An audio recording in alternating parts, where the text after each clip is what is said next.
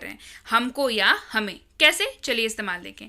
Let us गो, हमें जाने दो। लेट अस गो, हमें जाने दो। जैसे ही आप बोलते हैं ना लेट अस गो, लेट अस गो, मतलब क्या क्या होता है इसका कि हमें, मतलब आप अपनी बात सिर्फ नहीं कर रहे हैं, आप आपके साथ जो लोग हैं उनकी भी बात कर रहे हैं।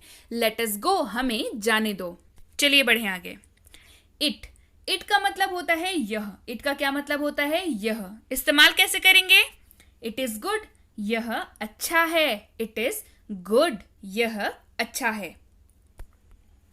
इट्स, इट्स का मतलब होता है इसका। इट्स का क्या मतलब होता है? इसका। देखिए दो तरह के इट्स होते हैं, एक ITS होता है, एक IT''S होता है, वो भी मैं आगे बताऊंगी, बने रहिएगा वीडियो के एंड तक।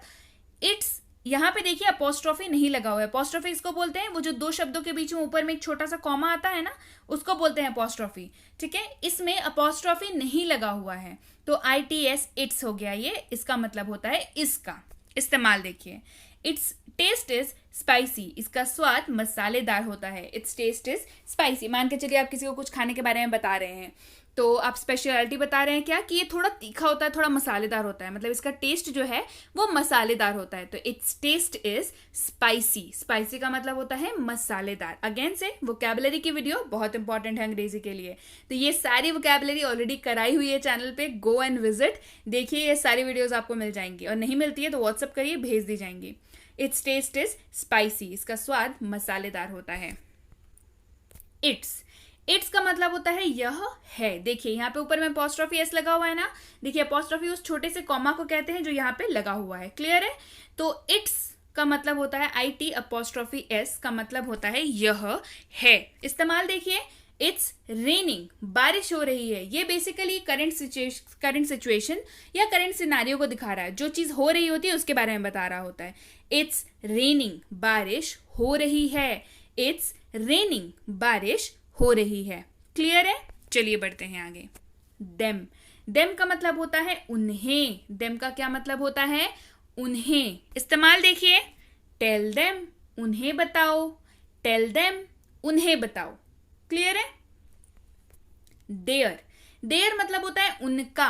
देयर मतलब होता है उनका। देखिए देयर दो तरह का होता है, ऑलरेडी इसके पहले जो वीडियोस आई हैं उसमें मैंने दोनों का डिफरेंस बता रखा है, फिर भी बता देती हूँ। देयर का मतलब होता है THEIR वाला जो देयर होता है, इसको ना आप ऐसे याद रखिए, IR वाला देयर और ER वाला देयर। ठीक है, आसानी होगी। THEIR वाला देयर जो होता है उसका मतलब होता है उनका। क्या मतलब होता है? उनका। कैसे इस्तेमाल देखिए। Their family is moving to Delhi, उनका परिवार दिल्ली जा रहा है। Their family is moving to Delhi, उनका परिवार कहाँ जा रहा है? दिल्ली जा रहा है। सो उनका, देयर मतलब उनका। क्लियर है? चलिए बढ़ते हैं आगे। योर्स, योर्स का मतलब होता है तुम्हारी या तुम्हारा। ठीक है, योर्स का क्या मतलब होता है? तुम्हारा या तुम्हारी, या आपका या आपकी। जैसे मैंने बताया यू का मतलब तुम आप, वैसे योर्स का भी क्या मतलब हो जाएगा? तुम्हारा तुम्हारी या आपका आपकी। क्लियर है? इस्तेमाल देखिए। दिस पेन इज योर्स, यह कलम तुम्हारी है। दिस पेन इज योर्स, यह कलम तुम्हारी है। या फिर आप क्या बोल सकते हैं? दिस पेन इज योर्स, यह कलम आपकी है। दिस पेन इज योर्स, यह कलम आपकी है। या तो आप बोलेंगे दिस पेन इज योर्स यानी कि यह कलम तुम्हारी है, या दिस पेन इज योर्स, यह कलम आपकी है। क्लियर है? चलिए बढ़ते हैं आगे। हर्स, हर्स का मतलब होता है उसका या उसकी। हर्स का क्या मतलब होता है? उसका या उसकी।